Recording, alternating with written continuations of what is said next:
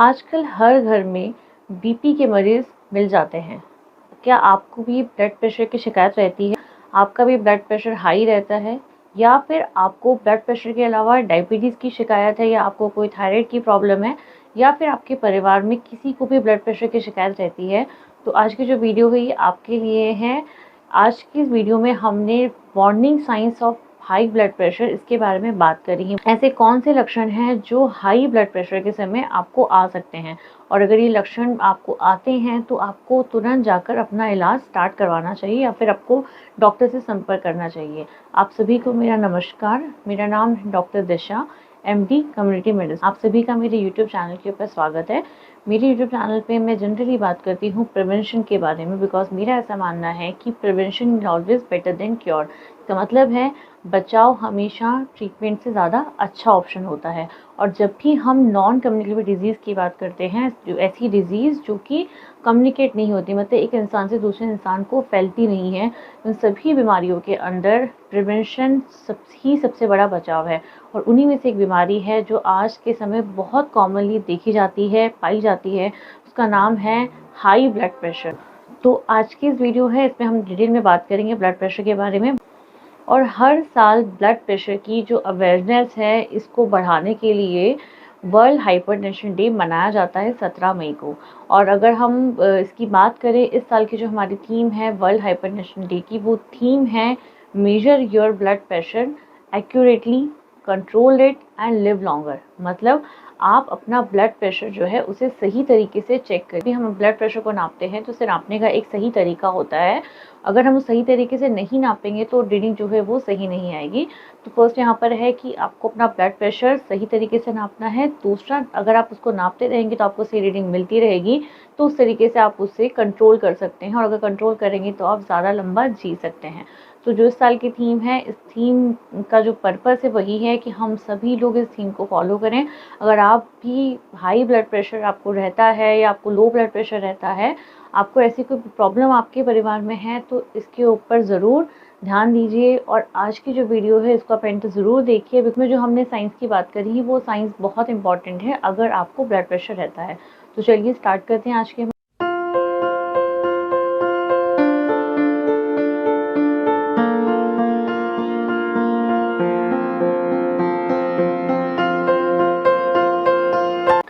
Blood pressure generally जब भी हम बात करते हैं ब्लड प्रेशर के बारे में, तो सबसे पहले हम उसकी बात करते हैं कि उसकी नॉर्मल रेंज के बारे में। जो नॉर्मल रेंज है वो हम 120/80 के इस रेंज को हम नॉर्मल कंसीडर करते हैं। बट ये जो रेंज होती है ये वेरी करती है। ये मेल्स के अंदर 140-150 तक भी हो सकती है जैसे उनकी एज बढ़ती है। और जो नीचे वाला जो ब्लड प्रेशर है जिसे हम डायस्टोलिक कहते हैं, वो भी सेम तरीके से वो 80 से लेकर वो 100 तक भी हो सकता है। तो ये बहुत सारे फैक्टर्स के ऊपर, एज के ऊपर ही डिपेंड करता है। जनरल जो रेंज मानी जाती है वो यही रेंज होती है, 120 से लेकर 140-150 तक हम उसको नॉर्मल में कंसीडर कर सकते हैं। अब इंपॉर्टेंट बात यहाँ आती है कि वो कौन कौन से वार्निंग साइंस हैं। अगर वो हमें आना स्टार्ट हो जाते हैं तो हमें समझना चाहिए कि वो बीपी हो सकता है, उस पर्टिकुलर हमारा बीपी जो है बढ़ रहा है। और इसकी लक्षणों के बारे में जानने से ज़रूरी है, बिकॉज बीपी के केस में से साइलेंट किलर भी बोला जाता है। कई ऐसे मरीज़ देखे जाते हैं जिनके केस में उनको कोई लक्षण आता नहीं है, या फिर हो सकता है उन्हें वो लक्षण आया हो बट उन्हें वो पता ना चला हो। और उस वजह से जब वो लक्षण आता है तो उन्हें पता नहीं चलता। जब वो शुरुआती दौर में होता है तो उन्हें वो पता नहीं चलता। वो जाकर अपना बीपी चेक नहीं करवाते हैं, डॉक्टर से संपर्क नहीं करते हैं, और जब तक वो डॉक्टर के पास पहुंचते हैं तब तक काफ़ी डिले हो चुका होता है। तो यहाँ इसके जो लक्षण है वो बहुत ज़रूरी हैं। सबसे पहला लक्षण यहाँ पे आता है वो है यहाँ पे हेडेक। हेडेक मतलब यहाँ पे सर में दर्द होना। मरीज़ को जनरली जब भी कोई बीपी की शिकायत होती है, अगर हाई बीपी होता है, तो कई बार मरीज़ों को जो है सिर में दर्द होना स्टार्ट हो जाता है। और वो हेडेक भी होगा, वो जनरली सर की जो पीछे वाला एरिया है, जो बैक है, वहाँ पे ये सर दर्द थोड़ा सा ज़्यादा होता है। दूसरा अगर लक्षण हम बात करें तो वो होता है blurring of vision. Blurring of vision मतलब पेशेंट को अगर यहाँ पर धुंधला दिखाई देना स्टार्ट हो गया है, पेशेंट को देखने में कोई दिक्कत आ रही है, तो वो भी एक बीपी का लक्षण हो सकता है। क्योंकि ब्लड प्रेशर के केस में जब भी ब्लड का प्रेशर बढ़ेगा, क्योंकि जो ब्लड वेसल्स हैं जो ब्लड को कैरी कर रही हैं, अगर वहाँ पर ब्लड का प्रेशर बढ़ता है तो उस केस में वो जो वेसल्स हैं वो रप्चर हो सकती हैं, वो फट सकती हैं। उसकी वजह से भी आपकी आंखों को नुकसान पहुँच सकता है। दौरान कई बार मरीज को धुंधला दिखना स्टार्ट हो जाता है, जिसे हम ब्लरिंग ऑफ विजन भी कहते हैं। तीसरा यहाँ पर आता है मरीज को चेस्ट पेन हो सकता है। चेस्ट पेन होगा बिकॉज यहाँ पर पेशेंट को हार्ट की जो मसल्स हैं, जो हम कॉर्नरी आर्टरी बोलते हैं, तो जब अगर कॉर्नरी आर्टरी के अंदर ही प्रेशर जब ज़्यादा बढ़ेगा, जब हार्ट की जो जो ब्लड सप्लाई है जब वो कॉम्प्रोमाइज़ होना स्टार्ट हो जाएगी तो हो सकता है पेशेंट को चेस्ट में पेन होना भी स्टार्ट हो सके, और अगर ये टाइम ट्रीटमेंट नहीं किया गया तो आने वाले समय में ये हार्ट अटैक का कारण भी बन सकता है।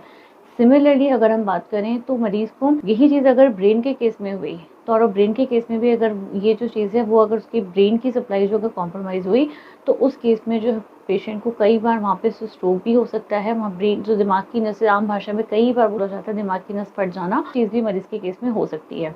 नेक्स्ट अगर हम बात करें तो यहाँ पे मरीज़ को फटीग होना, कई बार पेशेंट को जो है, क्योंकि यहाँ पर जब भी ब्लड प्रेशर आपका बढ़ रहा होता है तो जो पूरी बॉडी के अंदर की जो आपकी ब्लड सप्लाई है, जो ऑक्सीजन की सप्लाई है, वो यहाँ पे कॉम्प्रोमाइज़ हो रही होती है, तो उस वजह से पेशेंट को फटीग भी हो सकता है। मतलब पेशेंट को बहुत ज़्यादा थकान हो सकती है, टायर्डनेस हो सकती है, उसे काम करने का मन नहीं करेगा, इस तरीके के सिम्पटम्स मरीज़ को यहाँ पर आ सकते हैं। नेक्स्ट अगर हम बात करें तो होती है shortness of breath. Shortness of breath का मतलब है पेशेंट को चलने में दिक्कत आएगी, सांस फूलना स्टार्ट हो जाना, बहुत ज़्यादा पाल्पिटेशन से बोलते हैं ना, धक धक होना से बहुत ज़्यादा पैल्पिटेशन स्टार्ट हो जाना, शॉर्टनेस ऑफ ब्रेथ होना, सांस लेने में उनको दिक्कत आना, अगर वो सीढ़ियाँ चढ़ रहे हैं तो उनकी सांस फूल सकती है, तो इस तरीके से शॉर्टनेस ऑफ ब्रेथ भी है मरीज़ को यहाँ पे हो सकती है।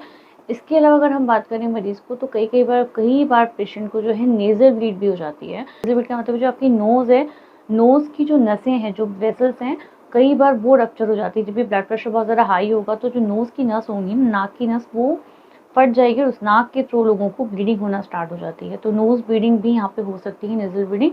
तो इस तरीके के जो सारे लक्षण हैं जिसमें हमने अगर हम इनको ओवरऑल सम अप करें तो पेशेंट को हेडेक होना, पेशेंट को पैल्पिटेशंस होना, पेशेंट को चेस्ट पेन होना, पेशेंट को ब्लरिंग ऑफ विजन होना, पेशेंट को डिजीनेस होना, पेशेंट को शॉर्टनेस ऑफ ब्रेथ होना, एक्सेट्रा। तो ये सारे जो सिम्टम्स हैं, साइंस हैं, ये इम्पॉर्टेंट हैं। अगर इसमें से कोई सा भी लक्षण आपको नज़र आता है, आपको लग रहा है आपको बहुत समय से सर में दर्द हो रहा है और वो किसी भी रीज़न से वो जा नहीं रहा है, वो रेस्ट करने से भी नहीं चाह रहा है, तो प्लीज़ जाकर अपना एक बार बीपी चेक ज़रूर करवाइए। और इम्पॉर्टेंट बात यहाँ पर है कि जब भी अपना बीपी मेजर करते हैं तो एक बार के रीडिंग से काम नहीं बनता, आपको कुछ टाइम तक 1 वीक तक अपने बीपी को मॉनिटर करना चाहिए। आप सुबह भी करवाइए, शाम को भी करवाइए, सेम टाइम पे करवाइए उस बीपी को। ऐसा नहीं है कि आपने सुबह कभी भी करवा लिया। जब आप बीपी करवा रहे हैं तो आपको रेस्ट करके करवाना है बीपी। ऐसा नहीं है आपने बहुत तेज़ वॉक करी, आप सीढ़ी चढ़ के आए हैं आप और उसके बाद आपने एकदम से बीपी चेक करवा लिया, तो वो डेफिनेटली आपके नॉर्मल रीडिंग से हाई आएगा। तो कुछ प्रिकॉशंस है जो आपको जब भी आप बीपी चेक करवाएंगे तो आपको लेने हैं, और उसके बिहाफ पर ही आप एक डिसीजन बनाएं कि हाँ आपका जो बीपी जो है वो हायर साइड पे है। और अगर आपको उनमें से कोई भी लक्षण नज़र आते हैं, आपको, आपके परिवार में किसी को भी, तो प्लीज़ अपना बीपी चेक करवाइए और तुरंत आप अपने नज़दीकी स्वास्थ्य केंद्र पे आपके डॉक्टर से जाकर संपर्क करिए और अपना ट्रीटमेंट जल्द से स्टार्ट करिए। बिकॉज बीपी जो है एक साइलेंट किलर होता है। कई बार ऐसा हो जाता है कि मरीज़ को इसके कोई सिम्टम्स ही नहीं आते और उसके बाद पेशेंट को कई बार एकदम से हार्ट अटैक आ जाता है, पेशेंट को कई बार स्ट्रोक आ जाता है, और जब वो आईसीयू में पहुंचते हैं या हॉस्पिटल्स में जब वो पहुंचते हैं तो वहाँ जाकर ये डायग्नोस होता है कि उनका बीपी जो था वो बहुत ज़्यादा बढ़ा हुआ था। तो ये सारी जो चीज़ें हैं ये इम्पॉर्टेंट है। और शुरुआत दौर होता है जब आपका बीपी अर्ली स्टेज में बढ़ना स्टार्ट हुआ है, तो उस ड्यूरेशन में आप अपनी बीपी को लाइफस्टाइल मॉडिफिकेशन से भी कंट्रोल कर सकते हैं। अपनी डाइट के अंदर आप अगर नमक को आप कम से कम आप यूज़ करिए, आप अपनी एक्सरसाइज करिए, वॉक करिए, तो जो लाइफस्टाइल मॉडिफिकेशन है इसके बारे में हम नेक्स्ट वीडियो में बात करेंगे। तो ये सारी चीज़ें करके हम बीपी को कंट्रोल कर सकते हैं, और अगर जब वो इससे भी कंट्रोल नहीं होता है तो फिर हमें मेडिकेशन अपना स्टार्ट करना पड़ता है। तो आप सब भी अपना ध्यान रखिए, अपनी फैमिली का भी ध्यान रखिए। इनमें से कोई भी लक्षण अगर आपको नज़र आता है तो तुरंत जाकर अपना इलाज स्टार्ट करिए। Thank you so much. मिलते हैं नेक्स्ट वीडियो में किसी और प्रिवेंटिव टॉपिक के बारे में बात करते हुए। तब तक stay safe, stay alert and don't forget prevention is always better than cure. And please do subscribe our channel अगर आप चैनल पे नए हैं और आपको प्रिवेंशन से रिलेटेड हेल्थ अपडेट्स अच्छी लगती हैं तो। Thank you.